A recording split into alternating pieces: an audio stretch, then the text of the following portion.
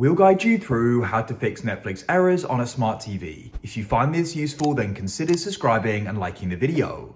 So you're running into some type of problem, perhaps you're unable to open it or it's not working when you've opened it. If you are able to go and open it up, what you want to do is go and tap to the top, go and tap over to the left and go and hover over your profile. Then you want to select Get Help, you just tap down for that. Scroll down and you can go and find the option for Reload Netflix. You can then go and tap there and it will go and do a refresh.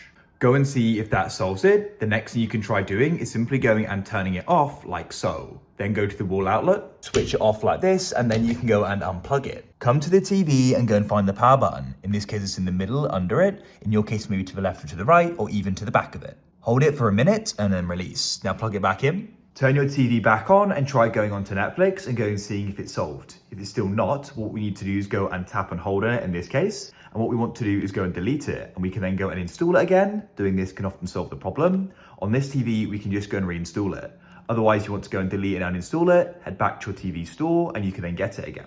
When you've got it back, you want to go and open it up like so. Hopefully now the problem's solved.